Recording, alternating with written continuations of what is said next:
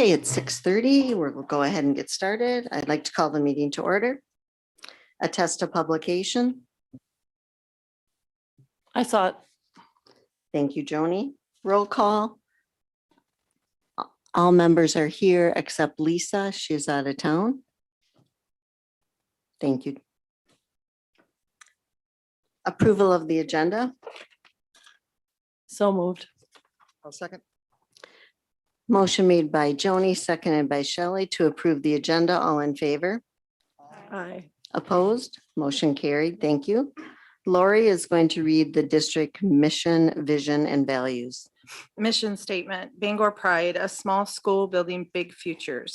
Vision statement, an innovative, small school creating excellence through personalized learning and relationships for all. Values we hold, student-centered, safety, opportunities for all, small class sizes, fiscally sustainable, foster community, continuous improvement, and professionalism. Thank you, Lori. Public comments, we had a sign-up sheet at the door and we have had no one sign up. Thank you, Jean.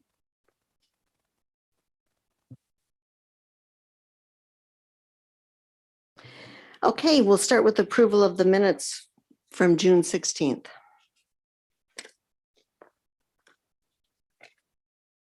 I'll make a motion to approve the minutes for open session, June 16th. I will second that. Motion made by Joni, seconded by Lori to approve the June 16th open session meetings. All in favor? Aye. Aye. Opposed? Motion carried. I need to abstain. I was gone. We did have closed session that evening as well. Mhm. It's just not on here, is it? Or am I missing it? No. I will make a motion to approve the closed session. They were in the packet, though. Yeah, I it read was in the them. I packet. read them. Okay. I'll thank you. second that. Motion made by Lori, seconded by Shelley to approve the minutes from closed session on June 16th. All in favor? Aye. Opposed? Motion carried. Thank you. I need to abstain on that also. Approval of the financials. All right, neither Angie nor I received any questions on the financials. If there are none, we would look for approval for those three.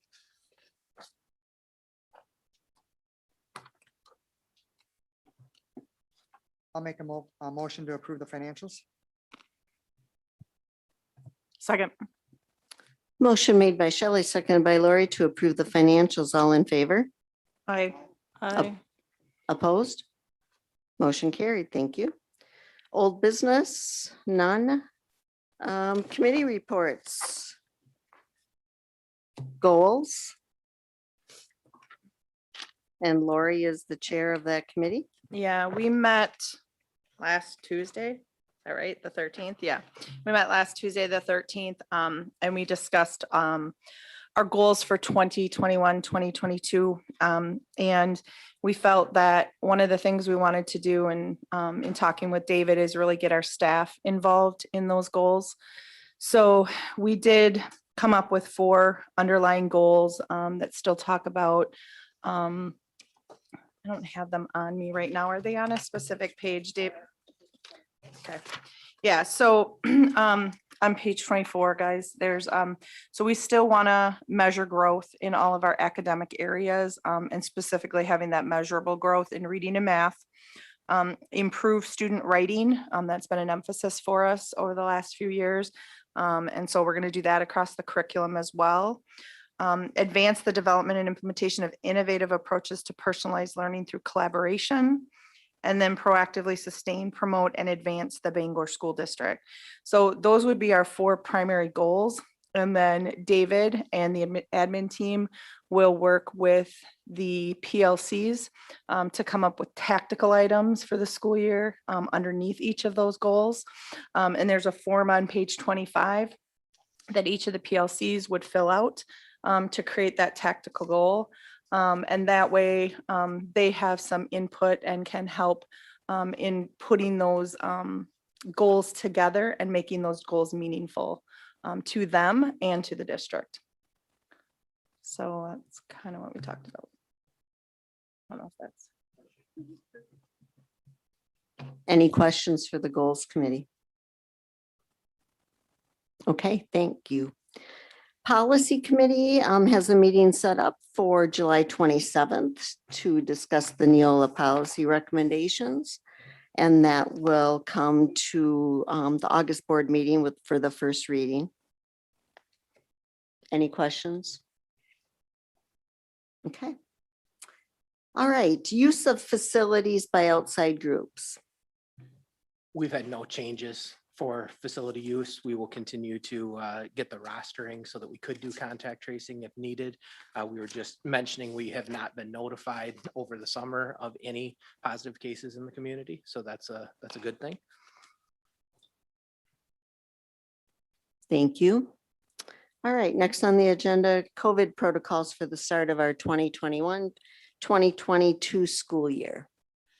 All right, well, I'm gonna kind of go through these and in as much detail as you guys would like. Before I do so, I just want to say thank you to the board, to the community, to the schools, to even the kids at summer school for just such a warm welcome to the community.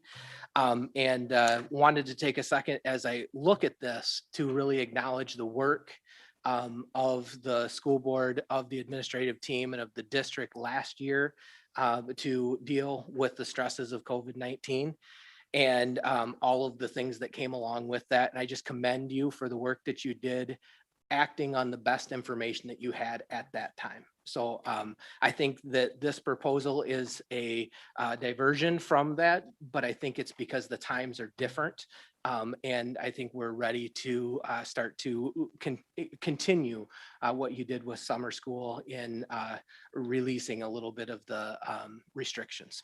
So the big thing on this proposal is that the board is going to retain the right to go backwards if we need to, if things change in the science and change in the infection rate in the county or in our community or in our schools. We want to be able to be responsive to that, and we just want to be real clear up front that this is not a guarantee forever moving forward. We may need to move backwards, but we hope that we're headed in the right direction. The other kind of caveat to this is it does not affect the buses. The buses is a federal mandate, so we will continue to mask on the buses until that federal mandate lifts, at which time we'll seek board approval or to extend or to go ahead and end that on the buses. So right now, I believe the date that I've seen is 9/13 that's set to expire. If it doesn't expire, we will continue. If it does expire, we'll verify with you at that time what the wish of the board is. So the current conditions are very different than last year. 12 years and older, all individuals are able to be vaccinated.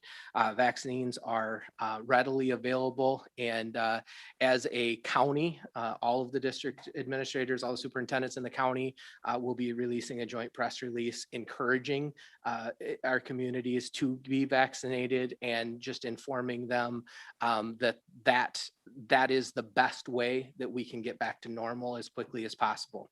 We understand that vaccination is a right of the family to choose, and we are going to honor that as a district as well too. So we are not mandating, but we are definitely encouraging, because we know the science tells us if we can get to 80% vaccination rate in our community, that's going to be a really good place for us to be. As a district, according to the health department, our district geographical area is sitting at about 42% right now. So we would really like to see an increase in that to get closer to that 80% or exceed that 80%. So that would just make everything function a little bit easier. So talks a little bit about vaccines again. We encourage that is a family decision, personal choice. We are not requiring, but we will encourage. The instruction for the fall will be face-to-face, and that will be our standard moving forward. We may have to do emergency closures because of a large number of cases, and we want to be responsive to that quickly. To be able to make the best decision that we can to prevent the spread. So that's just kind of put in there, but the standard will be face-to-face, and we'll try to get back to face-to-face as fast as we can if we were to have to switch. And again, I hope that's a big if and that we don't have to switch. The Bangor Virtual Academy will continue to be offered for grades 7 through 12, and I'm going to give you a little update on that later. So families who choose to have their children virtual can still do that in grades 7 through 12 through the Bangor Virtual Academy. As far as universal precautions, we will continue the hand washing, the social distancing. The one change to this, and talking with Dr. Warsing today, that she recommended is that we really, because we will have masking optional, that where possible, in seating charts, in the way that classrooms are laid out, we would try to keep that 6 feet social distancing. The CDC recommendation is without masks, still keeping that 6 feet, with masks 3 feet. So we're going to do that when possible. But I think the important part of that statement, as we look at it, is we are going to do our best to return to pre-pandemic operations. So we want our kids to be able to gather around a science project. We want them to be able to meet in small groups, do those things. When they don't need to be that close, we will have them separated to the best of our ability. So, but very much trying to get to that sense of normalcy as much as we can. Masks will be optional for all students in the building. And again, the CDC is highly encouraging masks for anyone who has not been fully vaccinated, which would include all of our elementary students. It's encouraged. We will not be requiring. It is optional. We have that at summer school right now. It seems to be going really well. Knock on wood or something, but that's good news for what we're seeing there. And I think the other part of that is when we look at that highly optional and people are making their own personal decisions, the American Pediatrics Association has now come out and said everyone, regardless of vaccination status, over age 2, they are still recommending masks. So everybody's making their personal choice, but that's the information from the American Pediatrics Association. The testing, we have applied to receive testing materials that will be free of cost to the district. We had different options that we could select as far as what we were looking for that, and we do not have a desire to test everyone uniformly, or to do it as you have to test negative before you can participate or something like that. So it is going to be available for staff and students who and families who would like to see their children tested as a precaution, and they would like to know for sure, is it COVID, is it not COVID? So that's how we will be offering that. We will not require that of anyone. It will be an individual choice. And one of the pieces of language is there is it would be, for any students, it would be with their parents' consent. So even those students who are 18, they're still in school, we would be checking with parents before we would administer a test here at school. So looking for the parent consent on all of those, and no repercussions one way or the other if people choose or not to choose to do that. The exclusion from school, we have changed slightly. But basically, if we have a confirmed positive and it spells out what that means to be confirmed positive, they would be out for 10 days and must have improved symptoms prior to returning to school. And that's in line with the current guidance, and we would continue that to try to separate and isolate that infection. So that is there. And then from that, we then go into the symptoms that students would be excluded for. And one of the areas that we've tweaked here a little bit is we've changed the language on the cough. So we felt that there were circumstances last year where kind of an annoyance of a cough was enough of a symptom that we were sending a student home for 3 days. And we really felt it would need to be a persistent cough. So something that was more significant where we were worried about it. And we would send these students home, or we would encourage have parents keep them home for either until they're 24 hours symptom free without the use of any fever reducing medication, or if they have a note from a medical provider saying the symptoms are non-COVID related and they are non-contagious. So if it's allergy related or something like that, and the provider is saying that, then we would allow them to continue in school. So it's an or there between those two things, but trying to get a little bit closer. I know that I think it was common in schools this past year where it was 3 days and they were feeling better after 24. It's clearly not COVID, and we still kept kids out, and then we had to try to do the virtual instruction and all those things. I think this is a medium ground between those two, so we can get them back. If they are sick, we would keep them out longer. So again, when student is experiencing, or staff members experiencing symptoms, that's when we would offer, one of the times that we would offer the test. Then they could do that without needing to go see a provider. We would offer it right here, be able to give parents results, and we would have peace of mind. Parents would have peace of mind on what that means. Once we've identified a positive case, we will still continue to do contact tracing and make sure that we know where people are, where they've been, who they've been around. And we will still notify all people who have been considered close contact. Where we're going to change the guidance a little bit, I think is laid out best at the bottom in the graphic. Those that are fully vaccinated, the CDC says they can remain in school and monitor for symptoms. Those who haven't been, the recommendation is that they would still quarantine for 14 days. That's the recommendation.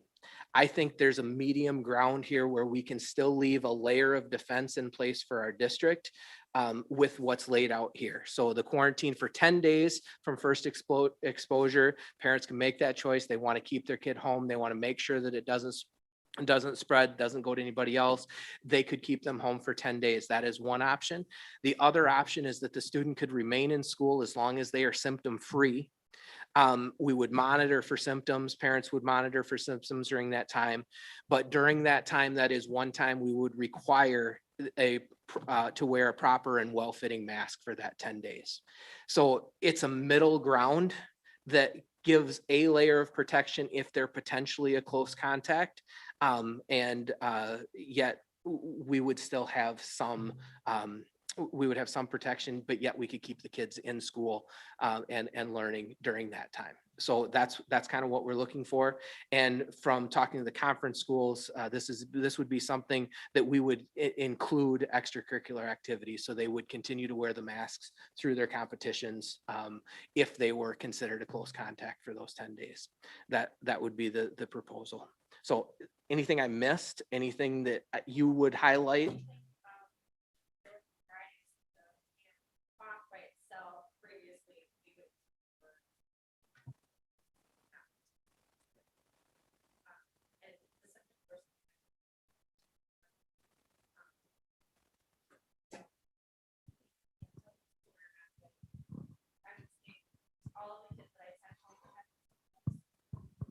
Sorry, I would say almost all of the kids that I sent home for having symptoms were either negative for COVID or did not develop COVID. So most of the COVID cases, I believe, except for 2, were detected ahead of time. So, and the parents had kept them home. So this proposal puts some more responsibility in the parents' hands and, you know, lets them determine, am I keeping my kid home for allergies? Am I keeping them home you know, for some other illness, and giving them a little more discrepancy in what they want to do. All right, so that's the proposal. Any discussion on that or any questions on that? I had put in the board docs as a note. I think there are a few things like drinking fountains, how we use the lunchrooms, those types of things. There's still small things that will be figured out, and we'll report to you on the August board meeting on what the plan is for those for the fall. And if you have any input on that point in time, we'd look for that then. But I think those are the minor things. I feel like this is the major, and people can plan and start to think about the year. What about siblings? So if one stays home because of one of these symptoms, does the other child able to come to school? Symptoms, yes. Okay. And then would they they wouldn't have to mask. Just if one's home, the other could still come in and act like it's just, Yeah, Okay. the only time it would be, they would have to mask is if the sibling was positive, Positive, okay. confirmed positive, they would be a close contact. Okay. And if they weren't vaccinated, they would, and they wanted to be in school and you wanted them in school, we would need them in a mask for that time. and testing. That was the one thing that kind of caught me. Is that something that's going, are other districts doing that, or why would we propose to test instead of just having them go on? The state is pushing the testing in schools. And it's an offer. Did you say, Tammy, the state? The state? The state is offering free testing. And it's another level for getting our kids and keeping them in school. Like David said before, it would be something that the parents would decide. It wouldn't be mandatory, but if I have a kid in my office who's having symptoms, instead of sending them home, we could do testing. Now, we don't know which testing supplies we'll be Right. receiving, if it would be like a rapid testing kit or something that we would need to send in, but it takes that away from the parents where they need to miss work, come get their kid, take them into the doctor. And then we will be matched. We're not sure who we're going to be matched with. They're matching us with a vendor. And so we're still learning some new things about the testing. And we'll be matched with a vendor soon. Yep. I'm not sure when, Wednesday, I David. think we start to learn a little bit more about it, but yeah, each week there's a little bit more that's coming out. Build it as we go. But I think the ultimate answer to that is we want to provide convenience for those families that maybe now somebody can come and pick the child up from school, get them home, but then we don't have to worry about scheduling an appointment, which I know even Walgreens, I don't think you can schedule that day. It's the next day. So we've at least done the test before they go home. And when we get the results, we can notify parents it's not COVID. So as soon as the symptom's done, you don't need to worry about sending them back to school because the test has come back. So it's a convenience thing for families and a convenience thing for our staff as well. That doesn't need to schedule an appointment, maybe, miss class any more than they need to. But it's not like a liability for us though, for like, No, what was Like- you asked me the question about the liability, and that was one of the first things they told us, that was waived. I just wonder around the whole HIPAA guidelines and things like that. Like that was my only question. If it's coming from the state, then I understand that. But like we don't do strep tests. We don't do, so that's why I'm wondering what makes just that this is their push. But This is just the state push with, Okay. with Alright. getting kids and keeping them in school. So obviously these tests have to go out for, somebody is picking them up and taking them to a lab because all of a sudden, Right. we're not. So Right. I'm aware of, there's rapid antigen tests that we could do here, just if a kid is having symptoms and their rapid antigen is negative, they would require a follow-up PCR test. We don't know all the testing supplies that we'll be receiving. Correct. So we'll get more information and then we'll let you guys know, but yeah, it's just something that the state is pushing out and We'll come back in August with the most current. yeah, we don't And the have- parent we don't will have all the information. choice to test or Absolutely. not. Yes, and we would Absolutely. definitely get permission and have a signed permission from the parent before we would do any testing. Is this something that is going to be before school starts, that if in the future during the school year, my kid needs a COVID test, it'll be done? Because obviously to get a parent, when the child is sitting that day in your office and then you need the parent's permission, does it need to be signed or can it just be verbal that day? I mean, how is that going to be? I would say, based on what we find out, soon, we'll go off of that, but I would like to have a signed permission slip before school. I can't always get a hold of parents. If I wouldn't be able to get a hold of someone, I wouldn't do one, but we'd always have a written permission for sure. I'm not sure if we would authorize verbal permission over the phone from a guardian. We have for other things. So, I just think we need to have more like thought and discussion into it, because I would hate for you to get exposed to somebody that could be going to the clinic and getting tested versus coming to you to get tested. So like, if the kid was sick last night and they bring them in tomorrow and expose you just for that test when they could have went somewhere else for it. You know what I mean? Like the drive, is that drive in Gunderson Clinic still open? I guess in my mind, in my mind, the answer to that question is a little bit, if they are in the building, Okay, we would do it. We're not going to be a drive-up site for people who that's what are. I think we need to be clear on. I think that's a great distinction, because that I absolutely. Tina, that's a don't wanna very be good that. point. Yeah. We aren't a drive-through service.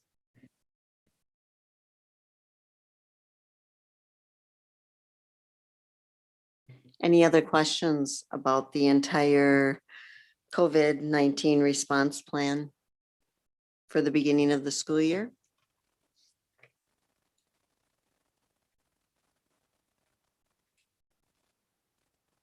So do you want approval before we clarify some of these things, or how, what is our goal tonight? Yes, I think we should go approval of the plan with the understanding that we will continue to update you on the testing as we learn more. And if you know, if you read the testing, the district has applied to receive the testing. right. So if that something falls through or it's not what we had hoped, then that part will fall off of this.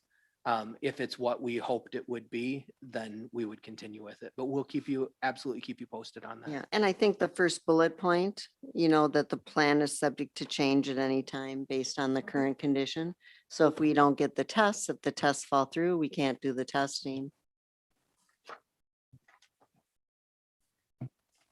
If there's no more discussion, I'll make a motion to approve the COVID protocols for the start of the 21-22 school year as presented.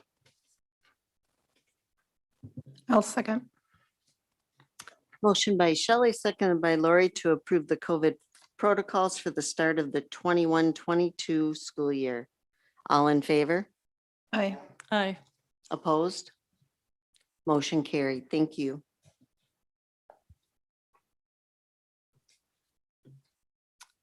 Okay, on to the next item. Second reading of the board policies 2261.03 and 2370. Yeah, there are two things there. The first one was the report card policy that you approved the first reading of at the last meeting. The second one is the educational options. There was a discussion at the last meeting about adding the Bangor Virtual Academy to that, and it's not in this, but we would accept a motion that would include the Bangor Virtual Academy, and I'll read the language. Basically saying the Bangor Virtual Academy listed as one more option. The district offers an online learning option for any student 7th grade through 12th grade that allows students the flexibility of online learning and the path to a Bangor high school diploma. So I think differentiating that in that statement, we would add that for the second reading, and that should have been added, and we missed that, but should be, we'll have that in before it's finalized.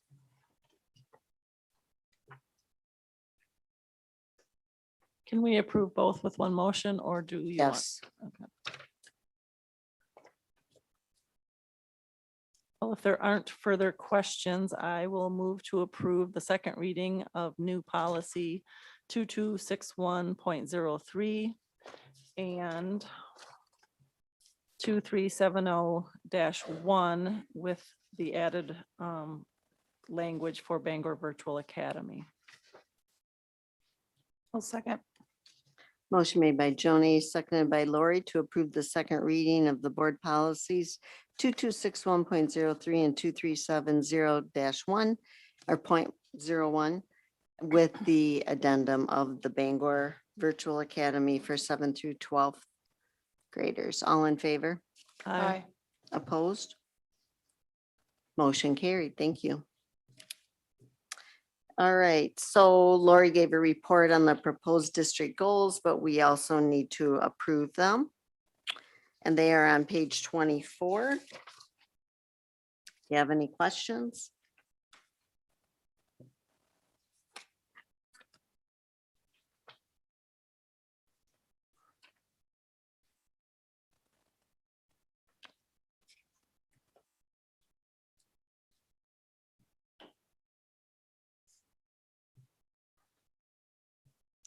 I will make a motion to approve the Bangor School District 2021, 2022 goals as presented.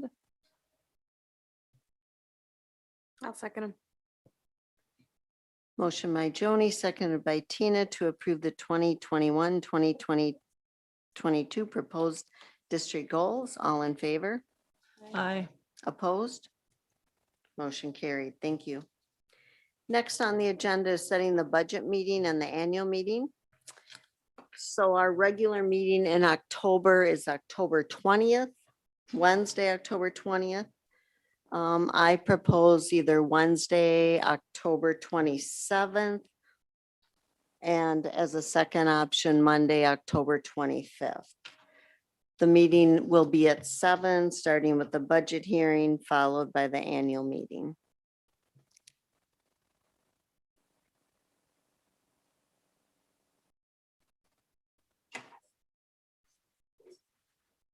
The 27th or 25th.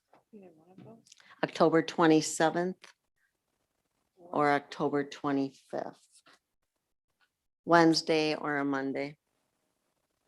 Both work for me. We've done both. We've done Wednesday, we've done Mondays. Jack? I would 27th. propose the 27th to stay Okay. on the Wednesday if it's okay. Okay, you want to make a motion? I'll make a motion to set Wednesday, October 27th. That's, did you say 7 PM? Yep. As the budget hearing and annual meeting. Second. Motion by Joni, seconded by Tina to set our budget meeting and followed by the annual meeting for Wednesday, October 27th, 2021 at 7 PM. All in favor? Aye. Opposed? Motion carried. Thank you. Okay, next is our annual declaration and parent notice of the district student academic standards that will be in effect for the upcoming school year. David, you want to talk a little bit more about that? This is a state requirement on that we just need to notify the community that these are the standards that we use. So the Bangor school or the school district of Bangor's grade level and subject area curriculum is aligned to the Wisconsin Model Academic Standards and the Common Core state standards. We need to approve that and then we will communicate that out to families as well.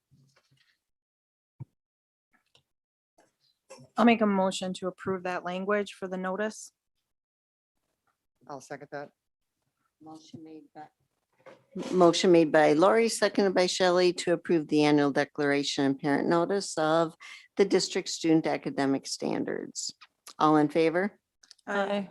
Opposed? Motion carried. Thank you. Correspondence. I have one. Thank you from Joy Schaller to the board. I'll pass it around. Okay, thank you. Have done. CISA 4 report, we usually do not meet the month of July. Our next meeting is August 4th. Okay, administrative reports. So Josh is not here. He's got a pretty detailed explanation of the three things. I think the one that maybe some questions, the annual seclusion and restraint report he shares in there. There were 3 at the elementary school during the school year, and we've had 2 during summer school. So two of each during summer school to this point. So that's the report that would go to the state. The work keys and exams, some information on that and information on the Cardinal Hall of Distinction. Didn't I read that the restraint wasn't even at our school though? Wasn't it at? You are correct. It's at the alternative placement. Okay, I just wanted to clarify that. Any questions?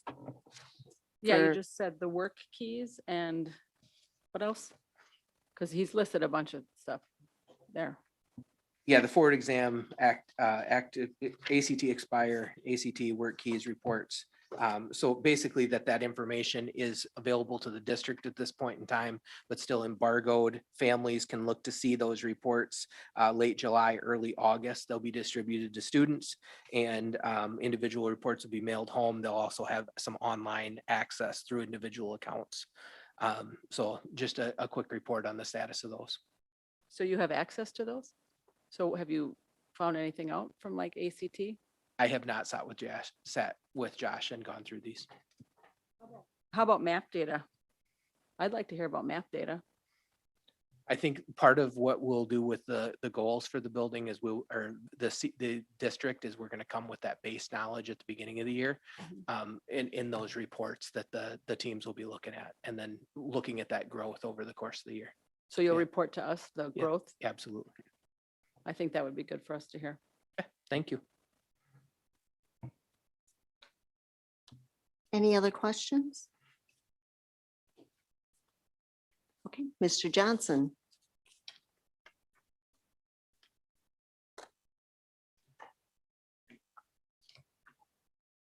Thanks, Julie. I'm asking the board to approve Melanie Brooks as our part-time 4K, part-time math intervention teacher. Comes to us from Holman. She spent 3 years as a 4K teacher up there. Also from Rhinelander, where she was a third grade teacher, as well as a 4K teacher up there. So just some of the comments. Her previous supervisors, one of her greatest strengths is establishing and maintaining positive relationship with students, families, and colleagues.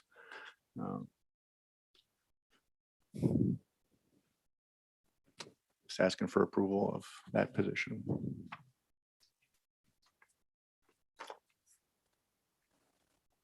I'll make the motion to approve Melanie Brooks for the part-time 4K and part-time math interventionist. Second. I have some questions. Okay. So I'd like to know how many people applied? 8, How many people did you interview? 4. Where is she on the salary scale? She's in line with her her experience and where she was. So they collided what she's currently making and where we would put her at her years of experience. So what is that? Is that The line Is that maybe, or public? what are you asking, Jack? Yes. So No. she has Yeah. 3 full years of experience. So where did you place her on the salary schedule? That's what I'm, She has 5 full years of experience, it actually. says right here, 3 Yep, full yeah. years, but she is 2 and placed at 2B.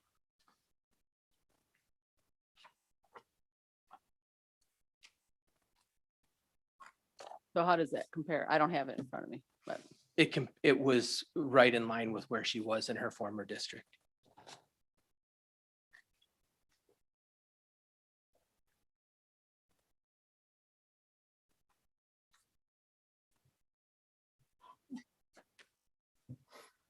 Okay, so I have a motion by Shelley, seconded by Joni to approve hiring Melanie Brooks for a part-time 4K, part-time math interventionist. All in favor? Aye. Opposed? Motion carried. Thank you. thank you. I asked the board to approve the elementary student handbook for the 2021-2022 school year. The only changes really on there, I removed the mask conversation from the dress code that was in there last year, and as well as just updating names, contact information, that sort of stuff. Just the dates and those types of things. So everything's up to date, as well as lunch costs and all that pertinent information. Mike, so I read through the handbook. So just clarification for the parents that were used to dropping off all last year, we go back to the whole multi-purpose pickup area. So like pickup people will be in the multi-purpose area and it won't be outside. So Yep. everyone is aware of that is going to be a big change. Yep, we're gonna, it'll go back to more of what parents are used to. Is that something that could be in our annual district newsletter that goes out in August? I think they'll find out when we have our open open house house, comes sure. in. Yeah. Everybody's Sure. gonna get the idea, but I just think Sure. like 1 year of people getting Yep. used to just pulling up and getting Yeah. their child, they need to remember that now things have changed. All that I communication appreciate is that. getting pulled together and ready to go for registration, that sort of thing.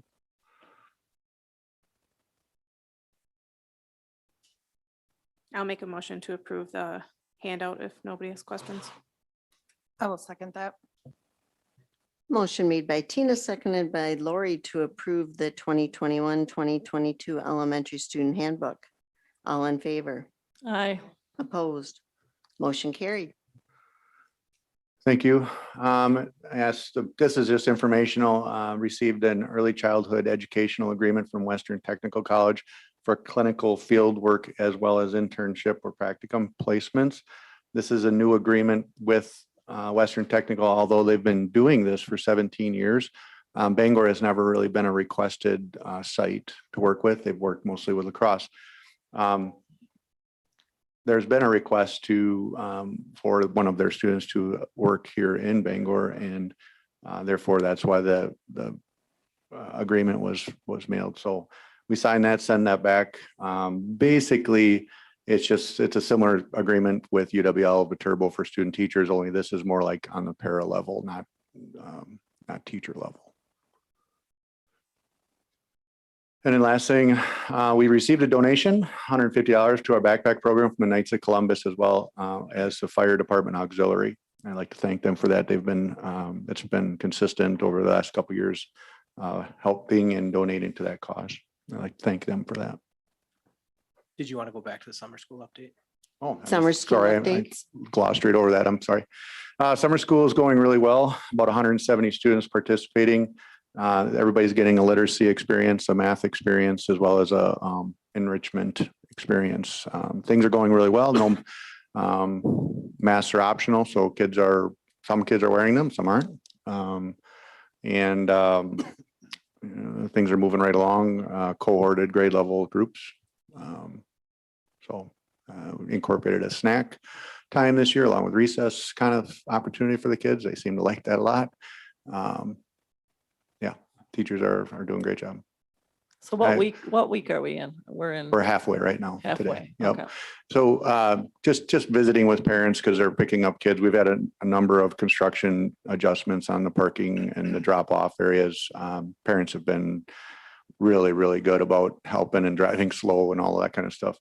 But yeah, just talking with parents and asking their feedback. They're really enjoying it. Kids are coming back with positives, wanting to come back next day, that kind of stuff. Tired at the end of the week, that kind of thing. So it's good. If you have any questions for me. How many teachers did you end up with, Mike? There's 13, 15. Summer school mainly at the elementary school. We don't have anything at middle or high school. There's middle school, 6, There's 7, middle. 8. Okay. Small, but still, I think there's 15 to 20 kids, something like Okay. that. 19. And that's something we want to expand next year for sure. Any other questions for Mr. Johnson? Mr. Mullenberg.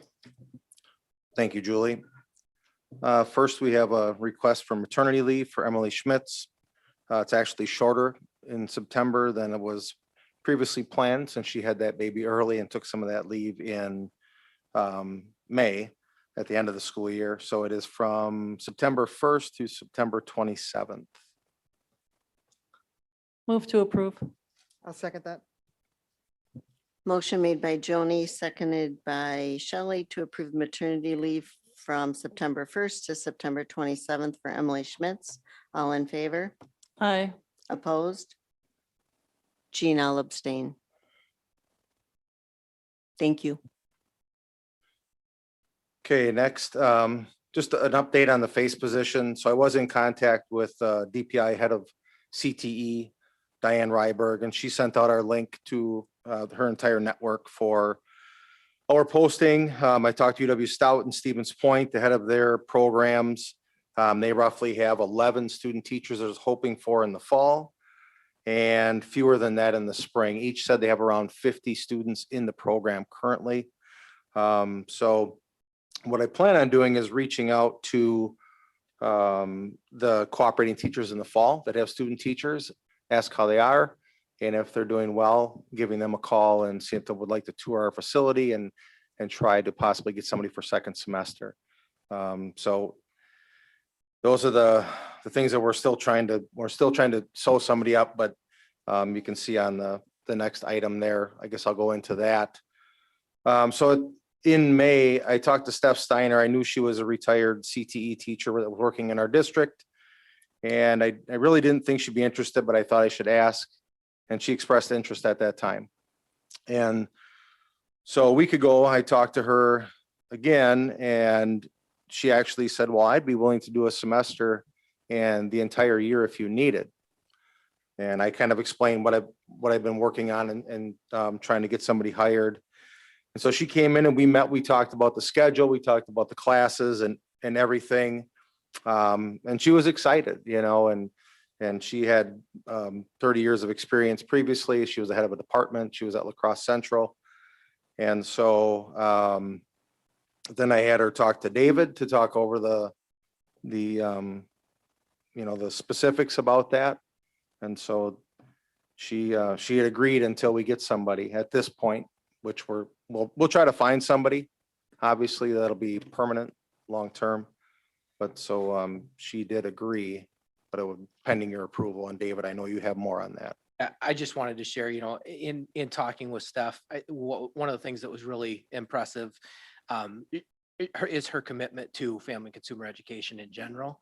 One of the options that we had discussed is if we can get through first semester and we still don't have anybody, we may not offer classes second semester.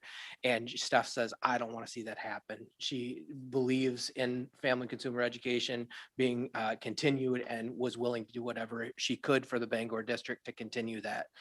So seeing her experience, seeing her willingness to do that, we wanted to look at this as a limited term contract, and we've had good conversations that she knows she would give it up if we found somebody permanently. And she would like to go back to the elementary school to her aide position if that were to happen. So we've kind of talked through that, and we'll be coming next month with just how we're going to cover her position over there. But looking at a limited term employment contract versus like a long-term sub, we felt, or I feel it's very responsible for us to offer her what the person was making this past year and just stay right in line with that.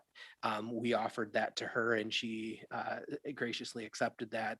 And I think that's a good place for us. I think if we were to look at a higher, and when we do come back to you with a long-term solution, there's a good chance that's going to be at a higher amount than what we're at right now, just because the market of the way the market is for that position. So I feel very, very fortunate to have Steph, who is committed to the program and committed to the community and wanting to see that go on. And I feel like that's a good, responsible place to be for the district.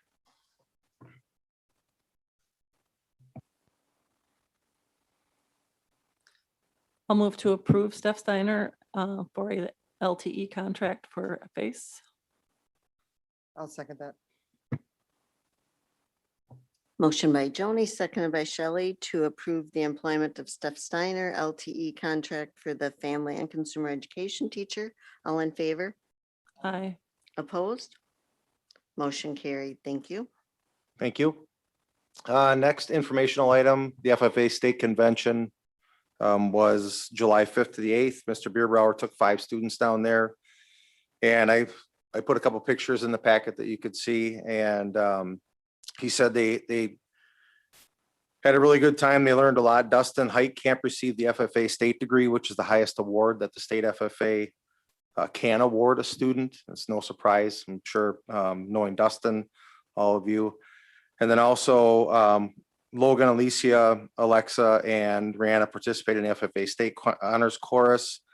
And then 3 of them are nominated to apply for the FFA National Chorus, and they were in with Rick the other day, getting their applications in. So he said it went really well, and the kids had a good time down there. So just some information on that. And then next I have long-term sub updates for Mr. Bierbauer's paternity leave. It's 6 weeks. I've been in contact with 2 retired ag teachers, and I have one of them that is very interested. Might sew that up tomorrow, that will do 5 weeks. He has a 1 week vacation that he said he doesn't think his wife would let him get out of to do it. And so I think I have that one. Math, have been in contact with a couple of people. That one is a shorter term. And there's been some interest there, but nobody has committed to that yet. So I'll continue to look at that. And I have some calls tomorrow for that one as well. So it's the ag one I knew would be, that's a longer six weeks. So to get an ag person in there, I feel confident we'll get an ag person in there based on my conversation. So that's good. And we'll find somebody for math as well.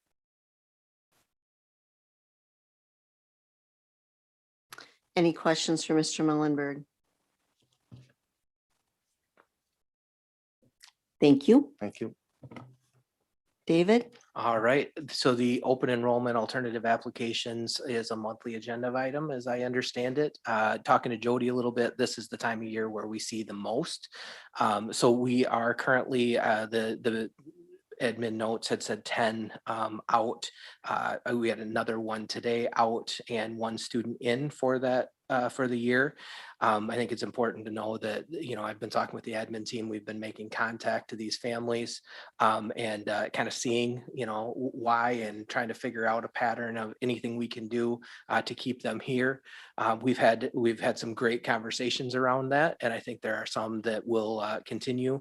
I think we're going to approve a couple that may end up coming back to the Bangor Virtual Academy with the appeal of getting that Bangor diploma. So I think that would be something that we may see. So even though we're approving all of these, it does not necessarily mean that they will all leave. So I think that's important to note, and we're continuing to follow up on all of them. A couple of them are students that have never been in the district and just they're not leaving for any particular reason. They've never had their kids in the district. So seeking approval of those. I'll make a motion to approve the open enrollment alternative apps. I'll second. Motion by Shelley, seconded by Lori to approve the open enrollment alternative applications. All in favor? Aye. Opposed? Motion carried.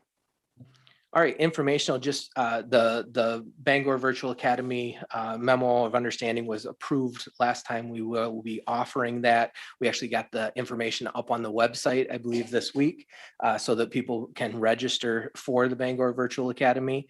There was some clarification that that Dave had been looking for with La Crosse, especially on some of the new charges. So La Crosse experienced some administrative charges last year, administrative costs that they didn't anticipate when they started the academy. So they had added some prices in. I met with West Salem and with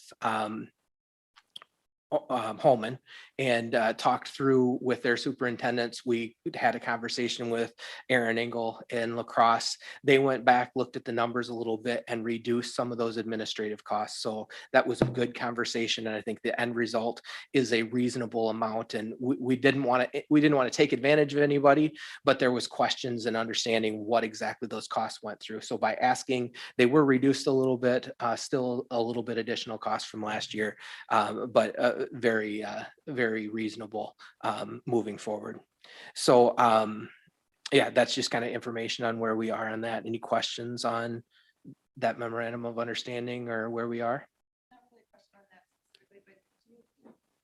Can you give us just an update on like how many are we looking at possibly for virtual I'm going to point to that guy. academy? In the spring, we had between 6 and 8 students Okay, that had expressed interest in it. okay. Thank you. Good question. The July estimate, so that comes out July 1st estimate on state aid.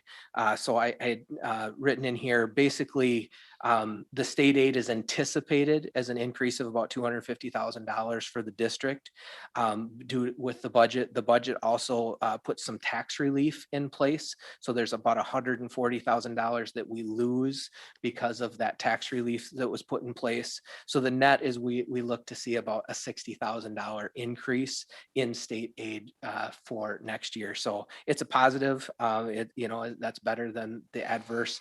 But that's, again, it's an estimate, and we'll be bringing back those numbers and how to use that when we look at the annual budget hearing in October. The District website, I actually emailed today. So the link so that you can see that scheduled to go live. It's an update with the same vendor, so they were able to kind of roll everything forward. It's a neat new look. That was something that was in the motion. Gene is a wizard with that and doing amazing things. So thank you, Gene, for that. And as you look at it, if you see something that we need to address before Friday when it goes live, please let us know and we'll do that. Otherwise, it'll switch over on Friday. So how does that affect the app that a lot of us have? It's the same app. Okay, so it'll just, Yep. the changes will just show up. Okay. Yep. Then the board admin retreat.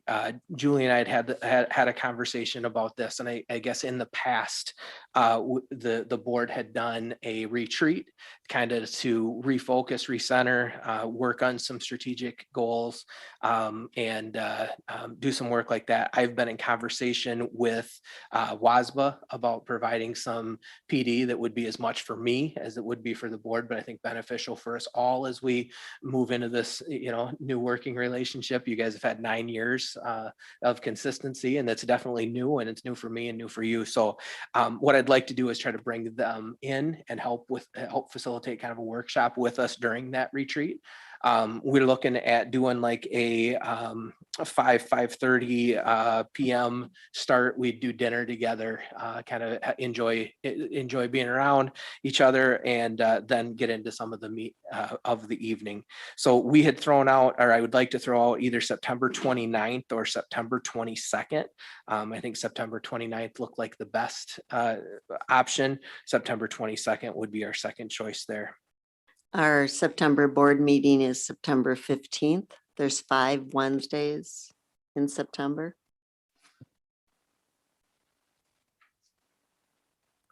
So I don't know, that doesn't necessarily have to be an action item, but if we can get the majority as far as what that would do, I would look to lock in a location and get us all set for that. Is there a date that would work better? Either works for me.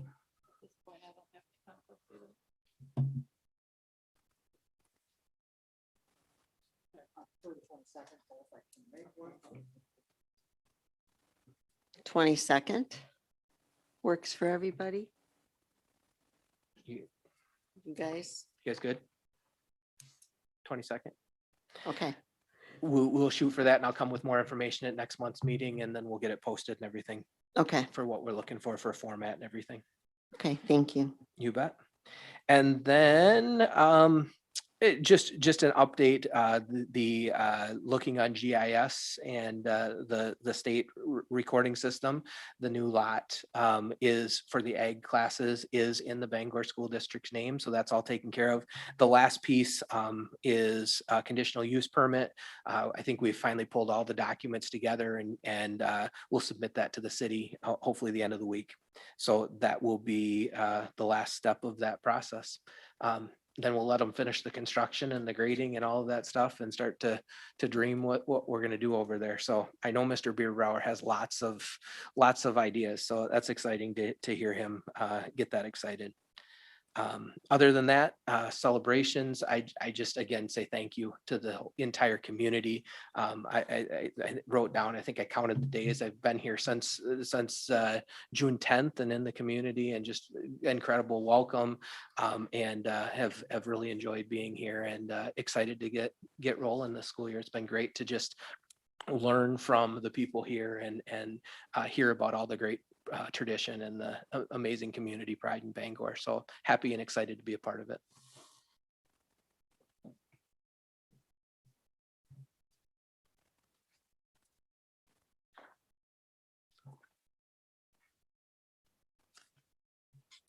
Okay, thank you. Removal of items from the consent agenda. So there are 2 items on the consent agenda. One, both had come to you earlier. The list of all coaches had come to you earlier. So this is just an addition of a coach that was added after that process was completed. And the same thing with the summer school staff list that you approved already. There was one late hire that was not on that list, and those 2 are both listed. So that would be the consent agenda.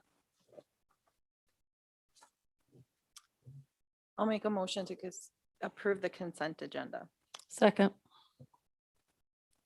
Motion made by Lori, seconded by Joni to approve the consent agenda. All in favor? Aye. Opposed? Motion carried. At this point in time, we have no requests for closed session. We have nothing on the agenda for closed sessions, so I look for adjournment. I'll second. This is a record. Yeah, exactly. 60 minutes. Motion made by Lori, seconded by Shelley to adjourn. All in favor? Aye. Opposed? Motion carried. Thanks, everyone.